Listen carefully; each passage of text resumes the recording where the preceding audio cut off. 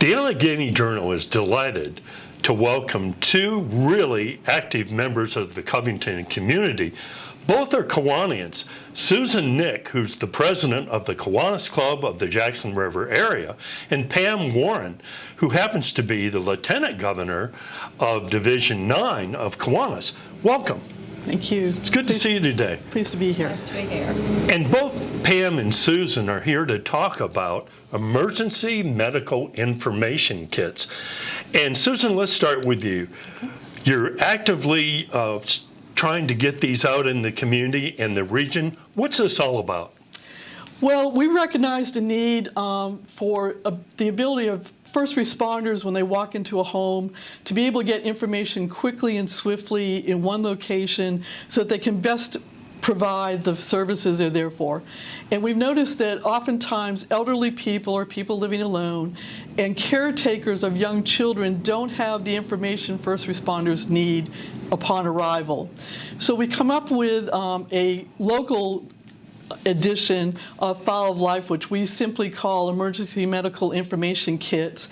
And this is a form that you fill out, you then hang on your refrigerator, and it lets first responders grab everything. They've got your information there as far as any diseases you may have, special needs, a lot of children on the autism scale, it's marked on the form, all their immunizations, that type of thing, medications they're taking, so they can give rapid response when they arrive at a home. Pam, this sounds like a pretty good idea. I don't know if it's completely accepted by all of the Kiwanis clubs in the region, but it may be that they're not completely aware of this effort. Well, every Kiwanis club tends to have their own signature project, and this could, as time goes on, become our signature project, and then other clubs are made aware of it through a magazine that's called the Capital Kiwanian. And in that Kiwanian magazine, it features articles from various clubs, well, throughout the whole United States, that kind of focuses on a signature project. So we're hoping that in the future we can raise awareness to our fellow Kiwanians about this project and maybe help them get the same thing started in their own region.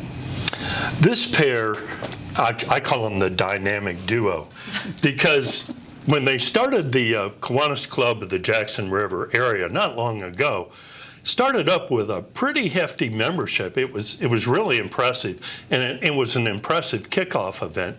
So Susan, of the many ideas and the things that the club supports, this is relatively new. How do you plan to really get these kits more out into the community in the region?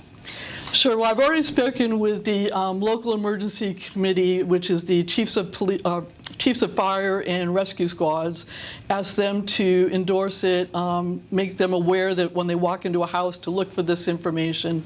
We're also making ourselves available to any and all community events.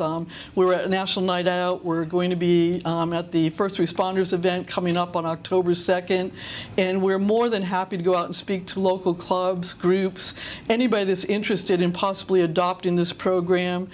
We'd be more than happy to make the information available to them and even include their logo as a co-sponsor of the program if that would help them.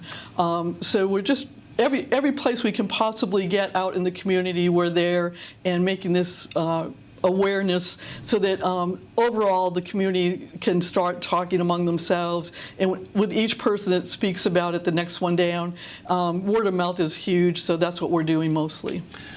You know, folks, this is obviously a great idea. It's just full of common sense. And this pair, along with all the members of the local Kiwanis Club, really would like to make sure that the number of kits are maximized.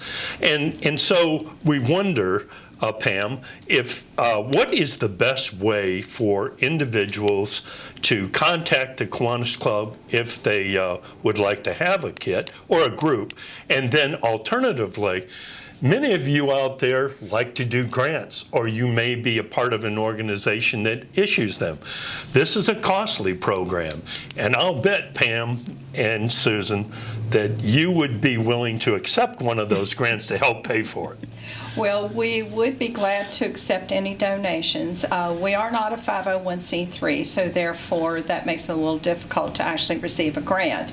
But however, if anyone would like more information about how they can obtain a kit or sponsoring more kits being prepared, we do have an email address, which is jacksonriverkiwanis@gmail.com.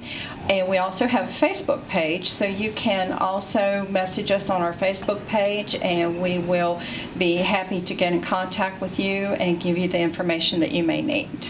Well, thanks very much. And at the end of this video, we'll have the contact information for all of you.